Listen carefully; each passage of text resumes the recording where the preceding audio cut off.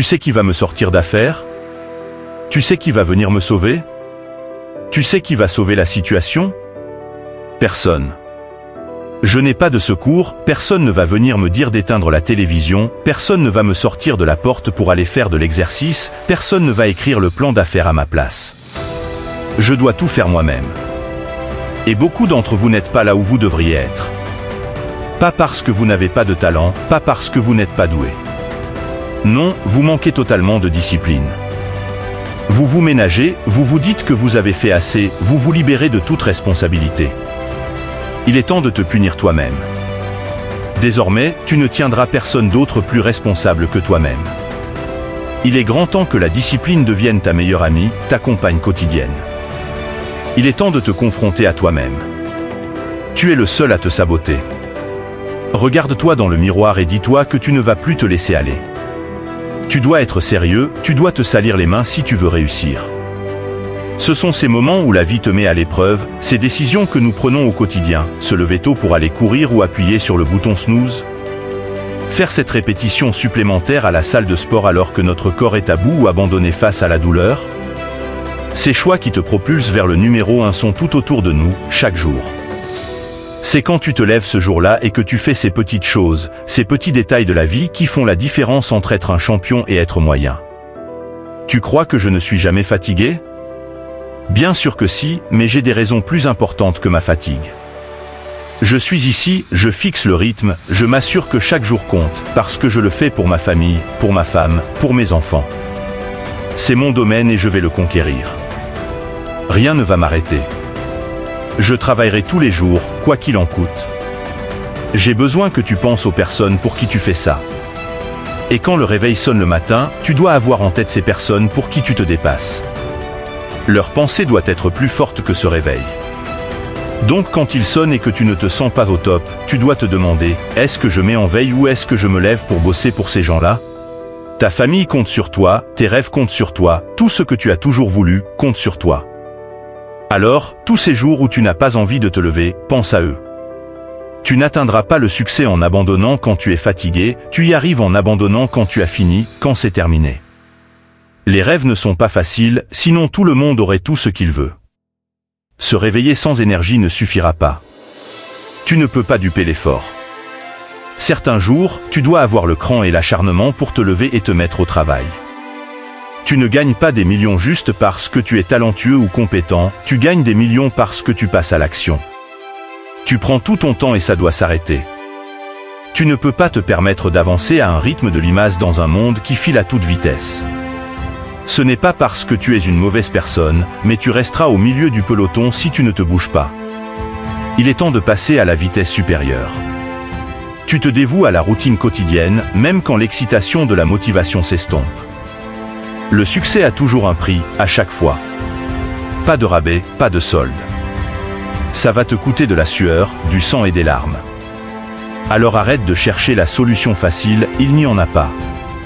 La discipline, c'est faire ce que tu détestes, ce qui te rend mal à l'aise, ce qui te met en colère, mais tu serres les dents et tu le fais comme si c'était ta passion.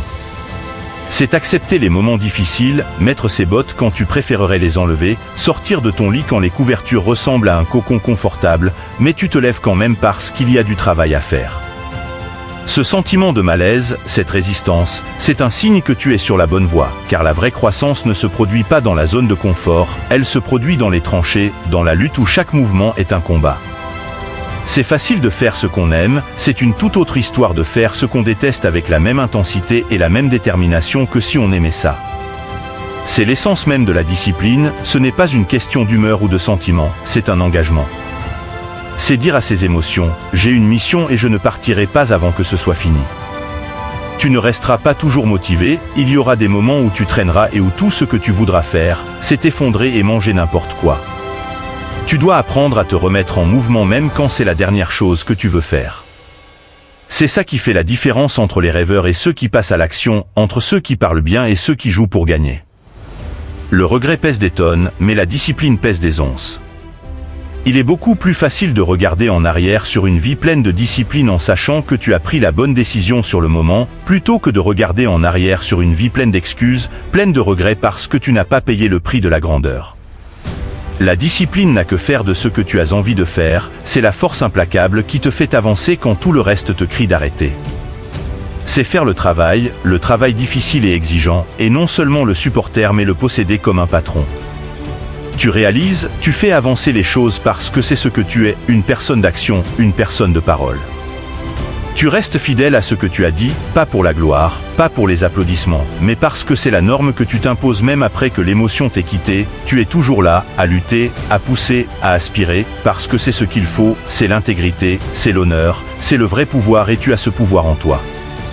Ton cerveau est l'arme la plus puissante du monde. Ton cerveau est tout ce que tu as quand tu traverses la dépression, quand tu traverses des moments difficiles, quand tu traverses la mort, des situations de la vie réelle. Tu es seul, il y a 24 heures dans une journée où tu es seul dans cette tête et ton cerveau te parle de toutes sortes de façons. Il veut te contrôler et te tirer dans différentes directions. Si tu ne peux pas contrôler ton propre cerveau et que c'est lui qui te contrôle, tu es foutu. Tu dois dire à ton cerveau où tu veux aller, comment tu veux y aller, et comment tu vas t'y prendre. Tu dois le contrôler, sinon c'est terminé. Où sont les guerriers qui disent « Je vais prendre une décision et je vais la tenir », peu importe ce que tu ressens à ce sujet, ça ne compte pas si le monde s'effondre autour de toi. Peu importe ce qui se passe, fais simplement la chose chaque jour, que tu en aies envie ou pas. Oh, je ne me sens pas très bien aujourd'hui. Sors de ton lit, flemmard malade. Ton seul engagement, c'est à l'activité, pas au grand plan, pas à la vision globale, pas aux implications de ce que tu fais. C'est de faire la chose. Les habitudes sont les fondations de nos vies. C'est ce que tu fais chaque jour qui compte plus que tout. Engage-toi pour quelque chose de plus grand, sois décisif sur ce que tu vas faire. Dis, je vais le faire, et c'est tout. Ensuite, sois discipliné pour le faire chaque jour, que tu en aies envie ou non. La grandeur te coûtera quelque chose. Cela va te coûter du temps, de l'énergie, des sacrifices, des ressources.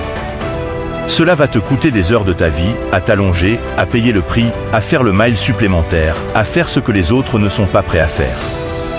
La grandeur n'est pas bon marché. La grandeur coûte toujours plus. C'est pourquoi il n'y a pas beaucoup de gens qui l'atteignent, ils ne veulent pas payer le prix.